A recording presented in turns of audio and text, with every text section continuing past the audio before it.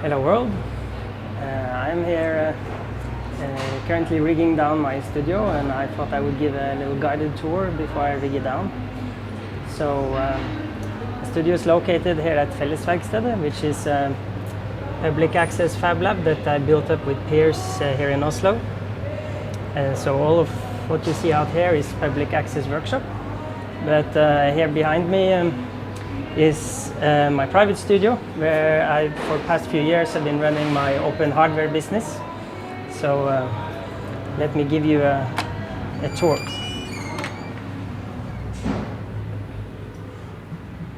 So the main purpose for me to establish this studio was to experiment with or further develop my research into open hardware, ways people can build their own custom machines. So this huge custom machine called Hanso, which is on GitHub, is the main purpose that I got this studio. It's a quite experimental machine in the way it moves, because it has a traveling gantry on 2 towers, which creates a huge work volume. So I wanted to explore automation. I wanted to explore different ways of having more sustainable manufacturing.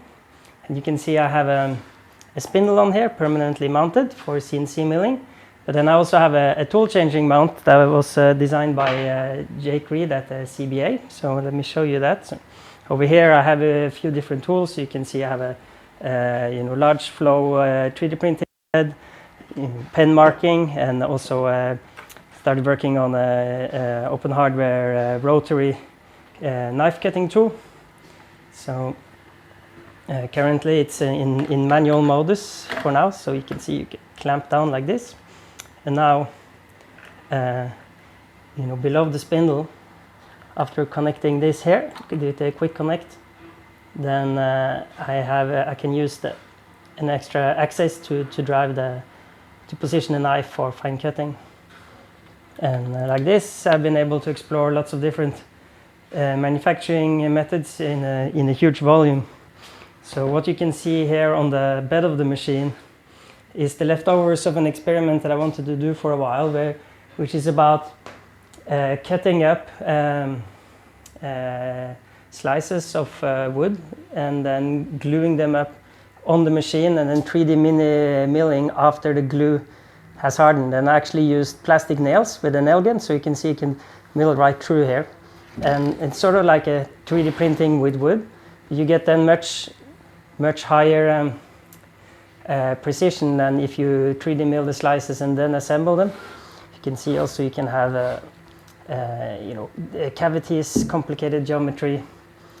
And this is something in the future that I would love to explore, how to fully automate.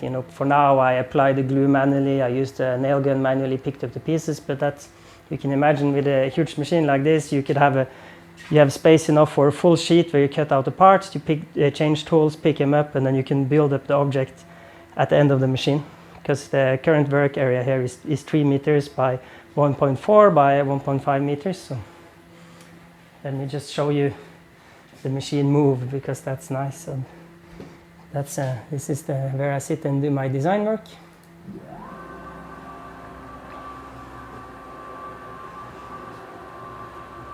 So when the machine is all the way down, it's really rigid. I've been able to quite precisely mill aluminium parts and so on.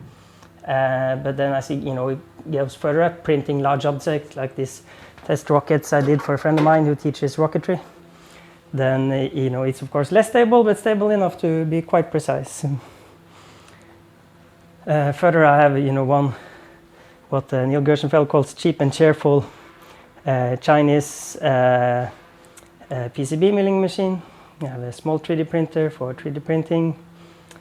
Got my milling tools reasonably assorted, and hand tools, measuring tools, fasteners, so on. Last machine I wanted to show is this one. It's a EMCO VMC 100. It's a miniature vertical machining center from the late 80s. And I bought this machine as a wreck, so it didn't have a controller and it wasn't running. And kind of nice, like thanks to the experience I have with machine design, I had the guts to buy this machine and finish off the electronics myself. So you can see inside of the cabinet here, we have the brain of the machine. And it's actually running on a open hardware design, this one as well. So this machine runs Gerbil HAL on the Flexi HAL open hardware board, which is a really nice project coming out of the Print NC community, which is open hardware machine design I admire a lot.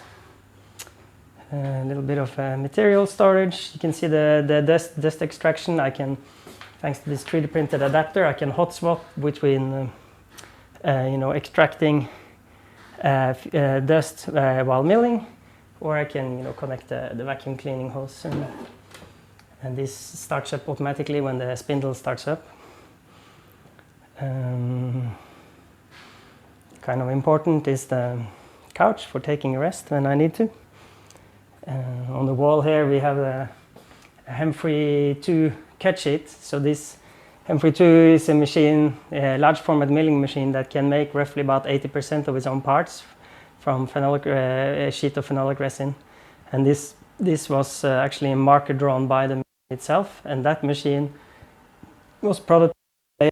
So once that machine was up and running, it cloned itself again, and then I installed it over in Waltham outside of Boston. And here you can also see a little scale model of Hanso and the project that I made before I got started.